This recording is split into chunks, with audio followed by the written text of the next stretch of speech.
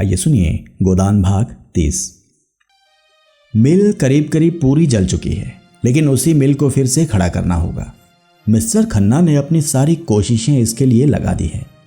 मजदूरों की हड़ताल जारी है, मगर अब उससे मिल मालिकों को कोई विशेष हानि नहीं है। नए आदमी कम वेतन पर मिल गए हैं और जी तोड़कर काम करते हैं, क्योंकि उनमें सभी ऐसे हैं जिन्होंने बेकारी के कष्ट भोग लिए हैं और अब अपना बस चलते ऐसा कोई काम करना नहीं चाहते जिससे उनकी जीविका में बाधा पड़े। चाहे जितना काम लो, चाहे जितनी कम छुट्टियां दो, उन्हें कोई शिकायत नहीं। सिर झुकाए बैलों की तरह काम में लगे रहते हैं। घुड़कियां, गालियां, यहां तक कि डंडों की मार भी उनमें ग्लानि नहीं पैदा करती। और अब पुराने मजदूरों के लिए इसके सिवा कोई मार्ग नहीं रह गया कि वह इसी घटी हुई मजूरी पर काम करने आए और खन्ना साहब की खुशामद करें। पंडित ओंकारनाथ पर तो उन्हें अब रत्ती भर भी विश्वास नहीं है। उन्हें भी अकेले दुकेले पाए तो शायद उनकी बुरी गत बनाए, पर पंडित जी बहुत बचे हुए रहते हैं। चिराग जलने के बाद अपने कार्यालय से बाहर नहीं निकलते और अफसरों की खुशामद करने लगे हैं। मिर्जा खुर्शीद की धाक अब भी ज्यों की त्यों है, लेकिन मिर्जा जी इन बेचारों का कष्ट और उसके निवारण का अपने पास कोई उपाय न देखकर दिल से चाहते हैं कि सब के सब बहाल हो जाएं। मगर इसके साथ ही नए आदमियों के कष्ट का ख्याल करके जिज्ञासुओं से यही कह दिया करते हैं कि जैसी इच्छा हो वैसा करो। मिस्टर खन्ना ने पुराने आदमियों को फिर नौकरी के लिए इच्छुक देखा तो और भी अकड़ गए। हालांकि वह मन से चाहते थे कि इस वेतन पर पुराने आदमी नयों से कहीं अच्छे हैं। नए आदमी अपना सारा जोर लगाकर भी पुराने आदमियों के बराबर काम न कर सकते थे। पुराने आदमियों में अधिकांश तो बचपन से ही मिल में काम करने के अभ्यस्त थे और खूब मजे हुए।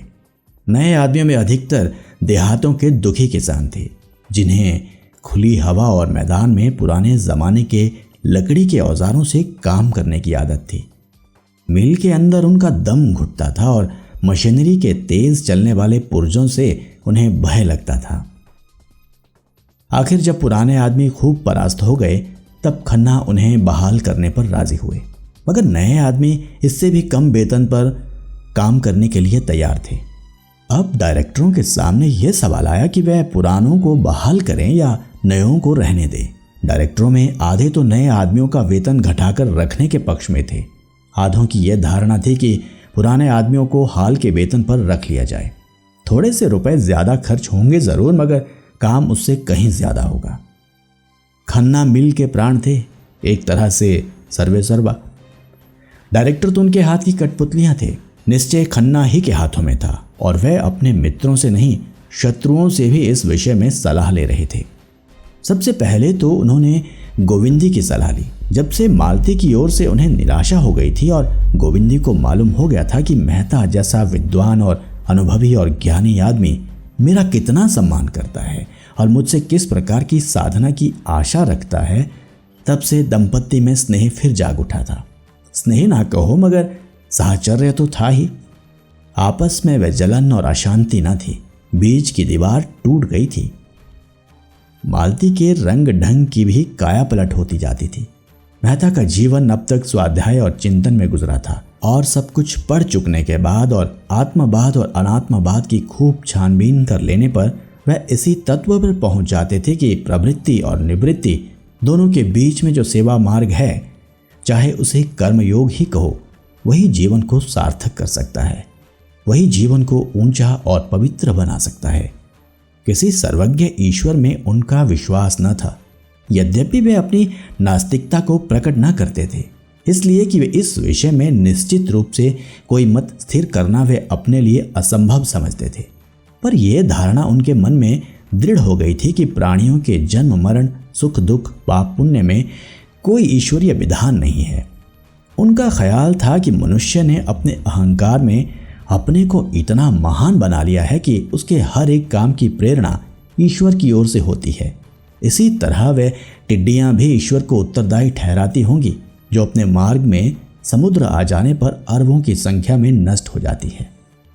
मगर ईश्वर के ये विधान इतने अज्ञेय हैं कि मनुष्य की समझ में नहीं आते, तो उन्हें मानने से ही मनुष्य को क्या संतोष मिल सकता है। ईश्वर की कल्पना का एक ही उद्देश्य उनकी समझ में आता था और वह था मानव जीवन की एकता। एकात्मवाद या सर्वात्मवाद या अहिंसा तत्व को वे आध्यात्मिक दृष्टि से नहीं, भौतिक दृष्टि से ही देखते थे। यद्यपि इन तत्वों का इतिहास के किसी काल में भी आधिपत्य नहीं रहा, फिर भी मनुष्य जाति के सांसारिक विकास में उनका स्थान बड़े महत्व का है। मानव समाज की एकता में मेहता का दृढ़ विश्वास था, मगर इस विश्वास के लिए उन्हें ईश्वर तत्व के मानने की जरूरत न मालूम होती थी। उनका मानव प्रेम इस आधार पर अवलंबित न था कि प्राणी मात्र में एक आत्मा का निवास है। द्वैत और अद्वैत व्यवहारिक महत्व के सिवा वह और कोई उपयोग न समझते थे, और वह व्यवहारिक महत्व उनके लिए मानव जाति को एक दूसरे के समीप लाना, आपस के भेदभाव को मिटाना और भ्रातृभाव को दृढ़ करना ही था। ये एकता, ये अभिन्नता उनकी आत्मा में इस तरह जम गई थी कि उनके लिए किसी आध्यात्मिक आधार की सृष्टि उनकी दृष्टि में व्यर्थ थी, और एक बार इस तत्व को पाकर वे शांत न बैठ सकते थे। स्वार्थ से अलग अधिक से अधिक काम करना उनके लिए आवश्यक हो गया था। इसके बगैर उनका चित्त शांत न हो सकता था। यश, लाभ या कर्तव्य पालन के भाव उनके मन में आते ही न थे। इनकी तुच्छता ही उन्हें इनसे बचाने के लिए काफी थी। सेवा ही अब उनका स्वार्थ होती जाती थी, और उनकी इस उदार वृत्ति का असर अज्ञात रूप से मालती पर भी पड़ता जाता था। अब तक जितने मर्द उसे मिले, सभी ने उसकी विलास वृत्ति को ही उकसाया। उसकी त्याग वृत्ति दिन दिन क्षीण होती जाती थी, पर मेहता के संसर्ग में आकर उसकी त्याग भावना सजग हो उठी थी। सभी मनस्वी प्राणियों में यह भावना छिपी रहती है और प्रकाश पाकर चमक उठती है। आदमी अगर धन या नाम के पीछे पड़ा है तो समझ लो अभी तक वह किसी परिष्कृत आत्मा के संपर्क में नहीं आया। मालती अब अक्सर गरीबों के घर बिना फीस लिए ही मरीजों को देखने चली जाती थी। मरीजों के साथ उसके व्यवहार में मृदुता आ गई थी। हाँ, अभी तक वह शौक सिंगार से अपना मन न हटा सकती थी। रंग और पाउडर का त्याग उसे अपने आंतरिक परिवर्तनों से भी कहीं ज्यादा कठिन जान पड़ता था। इधर कभी कभी दोनों देहातों की ओर चले जाते थे और किसानों के साथ 2-4 घंटे रहकर, कभी कभी उनके झोंपड़ों में रात काटकर और उन्हीं का सा भोजन करके अपने को धन्य समझते थे। एक दिन वह सेमरी तक पहुंच गए और घूमते घामते बेलारी जा निकले। होरी द्वार पर बैठा चिलम पी रहा था कि मालती और मेहता आकर खड़े हो गए। मेहता ने होरी को देखते ही पहचान लिया और बोला, यही तुम्हारा गांव है?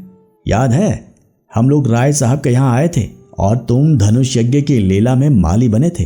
होरी की स्मृति जाग उठी, पहचाना और पटेश्वरी के घर की ओर कुर्सियां लाने चला। मेहता ने कहा, कुर्सियों का कोई काम नहीं, हम लोग इसी खाट पर बैठे जाते हैं। यहाँ कुर्सी पर बैठने नहीं, तुमसे कुछ सीखने आए हैं।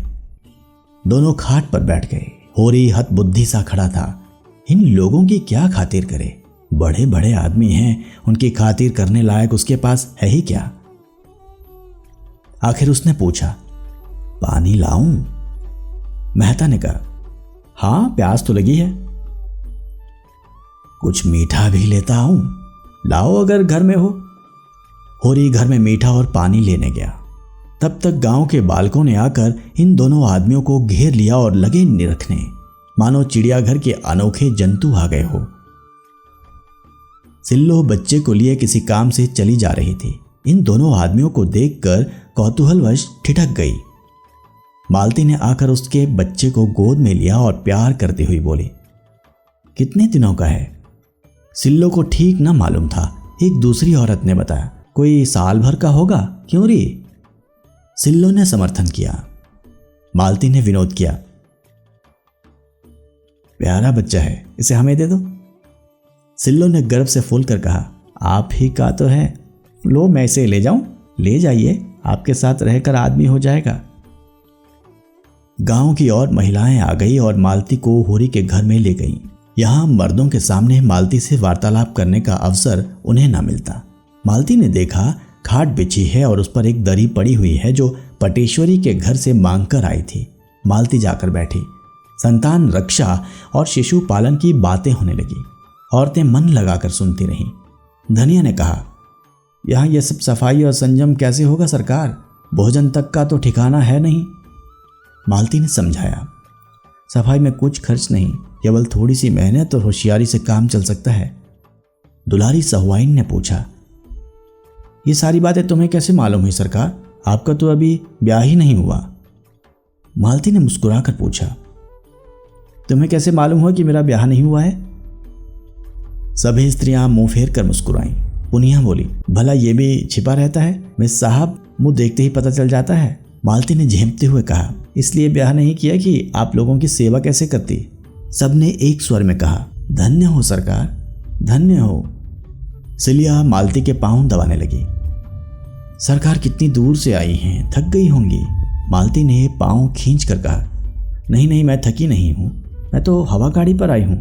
मैं चाहती हूँ आप लोग अपने बच्चे लाएं तो मैं उन्हें देखकर आप लोगों को बताऊं आप इन्हें कैसे तंदुरुस्त और निरोग रख सकते हो। जरा देर में 20-25 बच्चे आ गए। मालती उनकी परीक्षा करने लगी। कई बच्चों की आंखें उठी थी, उनकी आंखों में दवा डाली। अधिकतर बच्चे दुर्बल थे, जिसका कारण था माता पिता को भोजन अच्छा ना मिलना। मालती को यह जानकर आश्चर्य हुआ कि बहुत कम घरों में दूध होता था। घी के तो सालों दर्शन नहीं होते। मालती ने यहाँ भी उन्हें भोजन करने का महत्व समझाया, जैसा वे सभी गांव में किया करते थे। उसका जी इसलिए जलता था कि ये लोग अच्छा भोजन क्यों नहीं करते। उसे ग्रामीणों पर क्रोध आ जाता था। क्या तुम्हारा जन्म इसलिए हुआ है कि तुम मर कर कमाओ और जो कुछ पैदा हो उसे खा न सको? जहां 2-4 बैलों के लिए भोजन है, 1-2 गाय भैंसों के लिए चारा नहीं है, क्यों ये लोग भोजन को जीवन की मुख्य वस्तु न समझकर उसे केवल प्राण रक्षा की वस्तु समझते हैं? क्यों सरकार से नहीं कहते कि नाम मात्र के ब्याज पर रुपए देकर उन्हें सूदखोर महाजनों के पंजे से बचाएं? उसने जिस किसी से पूछा, यही मालूम हुआ कि उसकी कमाई का बड़ा भाग महाजनों का कर्ज चुकाने में खर्च हो जाता है। बंटवारे का मर्ज भी बढ़ता जाता था। आपस में इतना वैमनस्य था, शायद ही कोई 2 भाई एक साथ रहते हों। उनकी इस दुर्दशा का कारण बहुत कुछ उनकी संकीर्णता और स्वार्थपरता थी। मालती इन्हीं विषयों पर महिलाओं से बातें करती रही। उनकी श्रद्धा देखकर उनके मन में सेवा की प्रेरणा और भी प्रबल हो रही थी। इस त्यागमय जीवन के सामने वह विलासी जीवन कितना तुच्छ और बनावटी था। आज उसके वे रेशमी कपड़े जिन पर जरी का काम था और वह गंध से महकता हुआ शरीर और वह पाउडर से अलंकृत मुखमंडल उसे लज्जित करने लगा। उसकी कलाई पर बंधी सोने की घड़ी जैसे अपने अपलक नेत्रों से उसे घूर रही थी। उसके गले में चमकता हुआ जड़ाऊ नेकलेस मानो उसका गला घोंट रहा था। इन त्याग और श्रद्धा की देवियों के सामने वह अपनी दृष्टि में नीची लग रही थी। वह इन ग्रामीणों से बहुत सी बातें ज्यादा जानती थी, समय की गति ज्यादा पहचानती थी, लेकिन जिन परिस्थितियों में ये गरीबी ने जीवन को सार्थक कर रही थी, उनमें क्या वे एक दिन भी रह सकती हैं? जिनमें अहंकार का नाम नहीं, दिन भर काम करती हैं, उपवास करती हैं, रोती हैं, फिर भी इतनी प्रसन्न मुख। दूसरे उनके लिए इतने अपने हो गए हैं कि अपना अस्तित्व ही नहीं रहा। उनका अपनापन अपने लड़कों में, अपने पति में, अपने संबंधियों में है। इस भावना की रक्षा करते हुए इसी भावना का क्षेत्र और बढ़ाकर भावी नारित्व का आदर्श निर्माण होगा। जागृत देवियों में इसकी जगह आत्मसेवन का जो भाव आ बैठा है, सब कुछ अपने लिए, अपने भोग विलास के लिए, उससे तो ये सुषुप्त अवस्था ही अच्छी। पुरुष निर्दयी है माना, लेकिन है तो इन्हीं माताओं का बेटा। क्यों माता ने पुत्र को ऐसी शिक्षा नहीं दी कि वह माता की स्त्री जाति की पूजा करता? इसीलिए कि माता को यह शिक्षा देनी नहीं आती, इसीलिए कि उसने अपने को इतना मिटाया कि उसका रूप ही बिगड़ गया, उसका व्यक्तित्व ही नष्ट हो गया। नहीं, अपने को मिटाने से काम न चलेगा। नारी को समाज कल्याण के लिए अपने अधिकारों की रक्षा करनी पड़ेगी, उसी तरह जैसे इन किसानों को अपनी रक्षा के लिए इस देवत्व का कुछ त्याग करना पड़ेगा। संध्या हो गई थी। मालती को औरतें अब तक घेरे हुए थी। उसकी बातों से जैसे उन्हें तृप्ति ही ना होती थी। कई औरतों ने उससे रात को यहीं रहने का आग्रह किया। मालती को भी उसका सरल स्नेह ऐसा प्यारा लगा, उसने उनका निमंत्रण स्वीकार कर लिया। रात को औरतें उसे अपना गाना सुनाएंगी। मालती ने भी प्रत्येक घर में जा जाकर उनकी दशा से परिचय प्राप्त करने में अपने समय का सदुपयोग किया।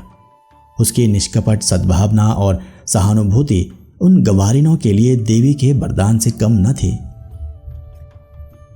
उधर मेहता साहब घाट पर आसन जमाए किसानों की कुश्ती देख रहे थे। पछता रहे थे मिर्जा जी को क्यों ना साथ ले लिया, नहीं उनका भी एक जोड़ हो जाता।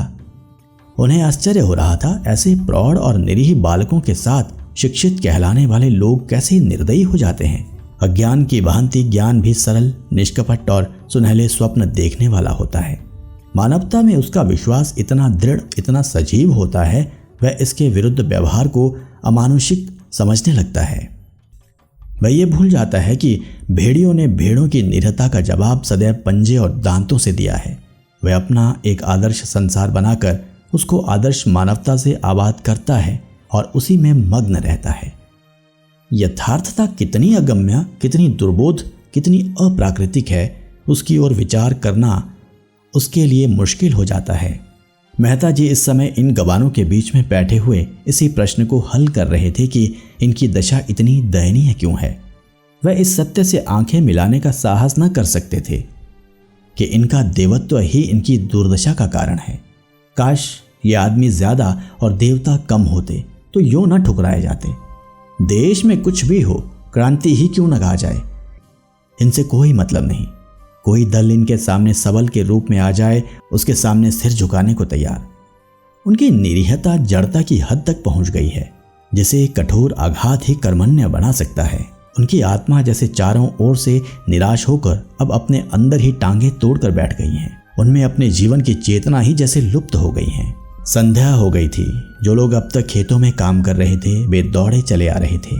उसी समय मेहता ने मालती को गांव की कई औरतों के साथ इस तरह तल्लीन होकर एक बच्चे को गोद में लिए देखा मानो वह भी उन्हीं में से एक है। मेहता का हृदय आनंद से गदगद हो उठा। मालती ने एक प्रकार से अपने को मेहता पर अर्पण कर दिया था। इस विषय में मेहता को अब कोई संदेह न था, मगर अभी तक उनके हृदय में मालती के प्रति वह उत्कट भावना जागृत न हुई थी जिसके बिना विवाह का प्रस्ताव करना उनके लिए हास्यजनक था। मालती बिना बुलाए मेहमान की भांति उनके द्वार पर आकर खड़ी हो गई थी और मेहता ने उसका स्वागत किया था। इसमें प्रेम का भाव न था, केवल पुरुषत्व का भाव था। अगर मालती उन्हें इस योग्य समझती है कि उन पर अपनी कृपा दृष्टि फेरे तो मेहता उसकी इस कृपा को अस्वीकार न कर सकते थे। इसके साथ ही वह मालती को गोविंदी के रास्ते से हटा देना चाहते थे और वह जानते थे मालती जब तक आगे पांव न जमा लेगी वह पिछला पांव न उठाएगी। वह जानते थे मालती के साथ छल करके वे अपनी नीचता का परिचय दे रहे हैं। इसके लिए उनकी आत्मा उन्हें बराबर धिक्कारती रही थी। मगर ज्यों-ज्यों वे मालती को निकट से देखते थे उनके मन में आकर्षण बढ़ता जाता था। रूप का आकर्षण तो उन पर कोई असर न कर सकता था, यह गुण का आकर्षण था। वे ये जानते थे जिसे सच्चा प्रेम कह सकते हैं केवल एक बंधन में बंध जाने के बाद ही पैदा हो सकता है। इसके पहले जो प्रेम होता है वह तो रूप की आसक्ति मात्र है जिसका कोई टिकाव नहीं। मगर इससे पहले यह निश्चित तो कर लेना ही था कि जो पत्थर साहचर्य के खराद पर चढ़ेगा उसमें खरादे जाने की क्षमता है भी या नहीं। सभी पत्थर तो खराद पर चढ़कर सुंदर मूर्तियां नहीं बन जाते। इतने दिनों में मालती ने उनके हृदय के भिन्न भिन्न भागों में अपनी रश्मियां डाली थी, पर अभी तक वे केंद्रित होकर उस ज्वाला के रूप में ना फूट पड़ी थी जिससे उनका सारा अंतस्थल प्रज्वलित हो जाता। आज मालती ने ग्रामीणों में मिलकर और सारे भेदभाव मिटाकर इन रश्मियों को मानो केंद्रित कर दिया और आज पहली बार मेहता को मालती से एकात्मता का अनुभव हुआ। ज्यों ही मालती गांव का चक्कर लगाकर लौटी उन्होंने उसे साथ लेकर नदी की ओर प्रस्थान किया। रात यहीं काटने का निश्चय हो गया। मालती का कलेजा आज न जाने क्यों धक धक करने लगा। मेहता के मुख पर आज उसे एक विचित्र ज्योति और इच्छा झलकती हुई नजर आई। नदी के किनारे चांदी का फर्श बिछा हुआ था और नदी रत्न जड़ित आभूषण पहने मीठे स्वरों में गाती चांद को और तारों को और सिर झुकाए नींद में गाते वृक्षों को अपना नृत्य दिखा रही थी। मेहता प्रकृति की उस मादक शोभा से जैसे मस्त हो गए, जैसे उनका बालपन अपने सारी क्रीड़ाओं के साथ लौट आया हो। बालू पर कई कुलाटें मारी, फिर दौड़े हुए नदी में जाकर घुटनों तक पानी में खड़े हो गए। मालती ने कहा, पानी में न खड़े हों, कहीं ठंड न लग जाए। मेहता ने पानी उछाल कर कहा, मेरा तो जी चाहता है नदी के उस पार तैर कर चला जाऊं। नहीं नहीं, पानी से निकल आओ, मैं न जाने दूंगी। तुम मेरे साथ न चलोगी उस सोनी बस्ती में जहां सपनों का राज्य है? मुझे तो तैरना नहीं आता। अच्छा, आओ एक नाव बनाए और उस पर बैठ कर चलें। वह बाहर निकल आए। आसपास बड़ी दूर तक झाऊ का जंगल खड़ा था। मेहता ने जेब से चाकू निकाला और बहुत सी टहनियां काटकर जमा की। कगार पर सरपत के जूते खड़े थे। ऊपर चढ़कर सरपत का एक गट्ठा काट लाए और वही बालू के फर्श पर बैठकर सरपत की रस्सी बटने लगे। ऐसे प्रसन्न थे मानो स्वर्गारोहण की तैयारी कर रहे हैं। कई बार उंगलियां चिर गईं, खून निकला।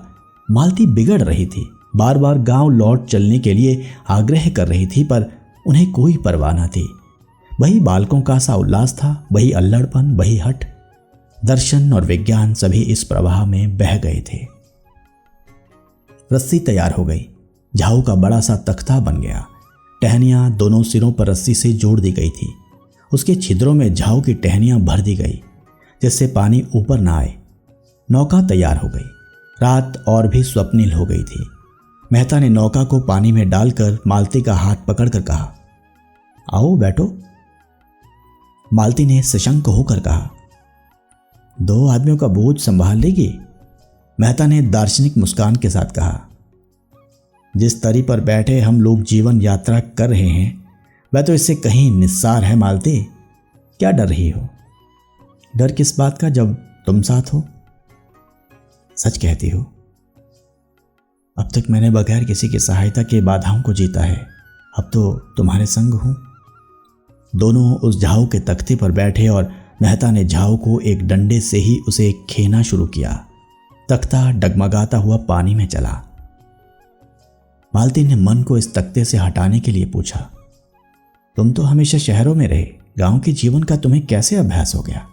मैं तो ऐसा तख्ता कभी ना बना सकती। मेहता ने उसे अनुरक्त नेत्रों से देखकर कहा, शायद ये मेरे पिछले जन्म का संस्कार है। प्रकृति से स्पर्श होते ही जैसे मुझ में नया जीवन सा आ जाता है। नस नस में स्फूर्ति दौड़ने लगती है। एक एक पक्षी, एक एक पशु जैसे मुझे आनंद का निमंत्रण देता हुआ जान पड़ता है, मानो भूले हुए सुखों की याद दिला रहा हो। यह आनंद मुझे और कहीं नहीं मिलता मालती। संगीत के रुलाने वाले स्वरों में भी नहीं, दर्शन की ऊंची उड़ानों में भी नहीं। जैसे ये सब मेरे अपने सगे हों। प्रकृति के बीच आकर मैं जैसे अपने आप को पा जाता हूं, जैसे पक्षी अपने घोंसले में आ जाए। तख्ता डगमगाता, कभी तिरछा, कभी सीधा, कभी चक्कर खाता हुआ चला जा रहा था। सहसा मालती ने कातर कंठ से पूछा, और मैं तुम्हारे जीवन में कभी नहीं आती? मेहता ने उसका हाथ पकड़कर कहा, आती हो, बार बार आती हो, सुगंध के एक झोंके की तरह, कल्पना की एक छाया की तरह, और फिर अदृश्य हो जाती हो। दौड़ता हूं कि तुम्हें करपाश में बांध दूं, पर हाथ खुले रह जाते हैं और तुम गायब हो जाती हो। मालती ने उन्माद की दिशा में कहा, लेकिन तुमने इसका कारण भी सोचा, समझना चाहा? हाँ मालती, बहुत सोचा, बार बार सोचा। तो क्या मालूम हुआ? यही कि मैं जिस आधार पर जीवन का भवन खड़ा करना चाहता हूं वह अस्थिर है। यहाँ कोई विशाल भवन नहीं है, केवल एक छोटी सी शांत कुटिया है, लेकिन उसके लिए भी तो कोई स्थिर आधार चाहिए। मालती ने अपना हाथ छुड़ाकर जैसे मान करते हुए कहा, यह झूठा आक्षेप है। तुमने सदैव मुझे परीक्षा की आंखों से देखा, कभी प्रेम की आंखों से नहीं। क्या तुम इतना भी नहीं जानते कि नारी परीक्षा नहीं चाहती, प्रेम चाहती है? परीक्षा गुणों को अवगुण, सुंदर को असुंदर बनाने वाली चीज है। प्रेम अवगुणों को गुण बनाता है, असुंदर को सुंदर। मैंने तुमसे प्रेम किया। मैं कल्पना ही नहीं कर सकती कि तुम में कोई बुराई भी है, मगर तुमने मेरी परीक्षा की और तुम मुझे अस्थिर, चंचल और जाने क्या क्या समझकर मुझसे हमेशा दूर भागते रहे। नहीं, मैं जो कुछ कहना चाहती हूँ वह मुझे कह लेने दो। मैं क्यों अस्थिर और चंचल हूँ? इसलिए कि मुझे वह प्रेम नहीं मिला जो मुझे स्थिर और अचंचल बनाता। अगर तुमने मेरे सामने उसी तरह आत्मसमर्पण किया होता जैसे मैंने तुम्हारे सामने किया है, तो तुम आज मुझ पर यह आक्षेप न रखते। मेहता ने मालती के मान का आनंद उठाते हुए कहा, तुमने मेरी परीक्षा कभी नहीं की। सच कहती हो? कभी नहीं। तो तुमने गलती की, मैं इसकी परवाह नहीं करती। भावुकता में ना आओ मालती। प्रेम देने के पहले हम सब परीक्षा करते हैं, और तुमने की, चाहे अप्रत्यक्ष रूप से ही की हो। मैं आज तुमसे स्पष्ट कहता हूं कि पहले मैंने तुम्हें उसी तरह देखा जैसे रोज ही हजारों देवियों को देखा करता हूं, केवल विनोद के भाव से। अगर मैं गलती नहीं करता तो तुमने भी मुझे मनोरंजन के लिए एक नया खिलौना समझा। मालती ने टोका, गलत कहते हो। मैंने कभी तुम्हें इस नज़र से नहीं देखा। मैंने पहले ही दिन तुम्हें अपना देव बनाकर अपने हृदय। मेहता बात काट कर बोले, फिर वही भावुकता। मुझे ऐसे महत्व के विषय में भावुकता पसंद नहीं। अगर तुमने पहले ही दिन से मुझे इस कृपा के योग्य समझा तो इसका यही कारण हो सकता है कि मैं रूप भरने में तुमसे ज़्यादा कुशल हूँ। वरना जहाँ तक मैंने नारियों का स्वभाव देखा है वे प्रेम के विषय में काफ़ी छानबीन करती हैं। पहले भी तो स्वयंवर से पुरुषों की परीक्षा होती थी। वह मनोवृत्ति अब भी मौजूद है, चाहे उसका रूप कुछ बदल गया हो। मैंने तब से बराबर यही कोशिश की है कि अपने को संपूर्ण रूप से तुम्हारे सामने रख दूं और उसके साथ ही तुम्हारी आत्मा तक भी पहुंच जाऊं। और मैं ज्यों-ज्यों तुम्हारे अंतस्थल की गहराई में उतरा हूं, मुझे रत्न नहीं मिले हैं। मैं विनोद के लिए आया और आज उपासक बना हुआ हूं। तुमने मेरे भीतर क्या पाया ये मुझे मालूम नहीं। नदी का दूसरा किनारा आ गया। दोनों उतरकर उसी बालू के फर्श पर जा बैठे और मेहता फिर उसी प्रवाह में बोले, और आज मैं यहाँ वही पूछने के लिए तुम्हें लाया हूँ। मालती ने कांपते हुए स्वर में कहा, क्या अभी तुम्हें मुझसे ये पूछने की ज़रूरत बाकी है? हाँ, इसलिए कि मैं आज तुम्हें अपना वह रूप दिखाऊंगा जो शायद अभी तक तुमने नहीं देखा, जिसे मैंने भी छिपाया है। अच्छा, मान लो मैं तुमसे विवाह करके कल तुमसे बेवफाई करूं तो तुम मुझे क्या सजा दोगी? मालती ने उनकी ओर चकित होकर देखा। इसका आशय उसकी समझ में ना आया। ऐसा प्रश्न क्यों करते हो? मेरे लिए ये बड़े महत्व की बात है। मैं इसकी संभावना नहीं समझती। संसार में कुछ भी असंभव नहीं है। बड़े से बड़ा महात्मा भी एक क्षण में पतित हो सकता है। मैं उसका कारण खोजूंगी और उसे दूर करूंगी। मान लो मेरी आदत न छूटे, फिर मैं नहीं कर सकती। क्या करूंगी? शायद विष खाकर सो रहूं। लेकिन यदि तुम मुझसे ही प्रश्न करो तो मैं उसका दूसरा जवाब दूंगा। मालती ने सशंक होकर पूछा। बतलाओ। मेहता ने दृढ़ता के साथ कहा, मैं पहले तुम्हारा प्राणांत कर दूंगा, फिर अपना। मालती ने जोर से कह कहा मारा और सिर से पांव तक सिहर उठे। उसकी हंसी केवल उसकी सिहरन को छिपाने का आवरण थी। मेहता ने पूछा, तुम हंसी क्यों? इसीलिए कि तुम तो ऐसे हिंसावादी नहीं जान पड़ते। नहीं मालती, इस विषय में मैं पूरा पशु हूं और उस पर लज्जित होने का कोई कारण नहीं देखता। आध्यात्मिक प्रेम और त्यागमय प्रेम और निस्वार्थ प्रेम, जिसमें आदमी अपने को मिटाकर केवल प्रेमिका के लिए जीता है, उसके आनंद से आनंदित होता है और उसके चरणों पर अपना आत्मसमर्पण कर देता है, ये मेरे लिए निरर्थक शब्द है। मैंने पुस्तकों में ऐसी प्रेम कथाएं पढ़ी हैं जहां प्रेमी ने प्रेमिका के नए प्रेमी के लिए अपनी जान दे दी है, मगर उस भावना को मैं श्रद्धा कह सकता हूँ, सेवा कह सकता हूँ, प्रेम कभी नहीं। प्रेम सीधी साधी गऊ नहीं, खूंखार शेर है जो अपने शिकार पर किसी की आंख भी नहीं पड़ने देता। मालती ने उनकी आंखों में आंखें डालकर कहा, अगर प्रेम खूंखार शेर है तो मैं उससे दूर ही रहूंगी। मैंने तो उसे गाय ही समझ रखा था। मैं प्रेम को संदेह से ऊपर समझती हूँ। वह देह की वस्तु नहीं, आत्मा की वस्तु है। संदेह का वहां जरा भी स्थान नहीं है और हिंसा तो संदेह का ही परिणाम है। वह संपूर्ण आत्मा का समर्पण है। उसके मंदिर में तुम परीक्षक बनकर नहीं, उपासक बनकर ही वरदान पा सकते हो। वह उठकर खड़ी हो गई और तेजी से नदी की तरफ चली, मानो उसने अपना खोया हुआ मार्ग पा लिया हो। ऐसी सफुर्ती का उसे कभी अनुभव न हुआ। उसने स्वतंत्र जीवन में भी अपने में एक दुर्बलता पाई थी जो उसे सदैव आंदोलित करती रहती थी, सदैव अस्थिर रखती थी। उसका मन जैसे कोई आश्रय खोजा करता था जिसके बल पर टिक सके, संसार का सामना कर सके। अपने में उसे ये शक्ति न मिलती थी। बुद्धि और चरित्र की शक्ति देखकर उसकी ओर लालायित होकर जाती थी। पानी की भांति हर एक पात्र का रूप धारण कर लेती थी। उसका अपना कोई रूप न था। उसकी मनोवृत्ति अभी तक किसी परीक्षार्थी छात्रा की सी थी। छात्रा को पुस्तकों से प्रेम हो सकता है और हो जाता है, लेकिन वह पुस्तक से उन्हीं भागों पर ज्यादा ध्यान देता है जो परीक्षा में आ सकते हैं। उसकी पहली गरज परीक्षा में सफल होना है, ज्ञानार्जन इसके बाद है। अगर उसे मालूम हो जाए कि परीक्षक बड़ा दयालु है या अंधा है और छात्रों को यूं ही पास कर दिया करता है, तो शायद वह पुस्तकों की ओर आंख उठाकर भी ना देखे। मालती जो कुछ करती थी मेहता को प्रसन्न करने के लिए। उसका मतलब था मेहता का प्रेम और विश्वास प्राप्त करना, उसके मनोराज्य की रानी बन जाना, लेकिन उसी छात्रा की तरह अपनी योग्यता का विश्वास जमाकर। लियाकत आ जाने से परीक्षक आप ही आप उससे संतुष्ट हो जाएगा, इतना धैर्य उसे न था। मगर आज मेहता ने जैसे उसे ठुकराकर उसकी आत्मशक्ति को जगा दिया। मेहता को जब से उसने पहली बार देखा था तभी से उसका मन उसकी ओर झुका था।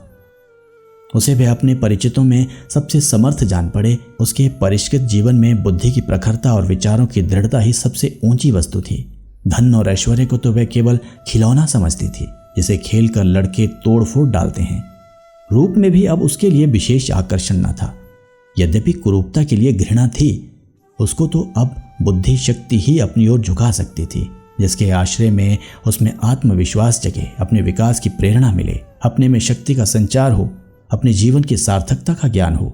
मेहता के बुद्धि बल और तेजस्विता ने उसके ऊपर अपने मुहर लगा दी और तब से वह अपना संस्कार करती चली जाती थी। जिस प्रेरक शक्ति की उसे जरूरत थी वह मिल गई थी और अज्ञात रूप से उसे गति और शक्ति दे रही थी।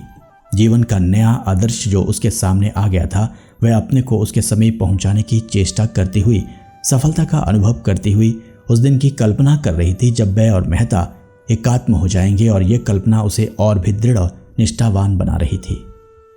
मगर आज जब मेहता ने उसकी आशाओं को द्वार तक लाकर प्रेम का वह आदर्श उसके सामने रखा, जिसमें प्रेम को आत्मा और समर्पण के क्षेत्र से गिराकर भौतिक धरातल तक पहुंचा दिया गया था, जहां संदेह और ईर्ष्या और भोग का राज है, तब उसकी परिष्कृत बुद्धि आहत हो उठी और मेहता से जो उसे श्रद्धा थी उसे एक धक्का सा लगा, मानो कोई शिष्य अपने गुरु को कोई नीच कर्म करते देख ले। उसने देखा मेहता की बुद्धि प्रखरता प्रेम तत्व को पशुता की ओर खींचे लिए जाती है और उसके देवत्व की ओर से आंखें बंद किए लेती है, और यह देखकर उसका दिल बैठ गया। मेहता ने कुछ लज्जित होकर कहा, आओ कुछ देर और बैठें। मालती बोली, नहीं अब लौटना चाहिए, देर हो रही है।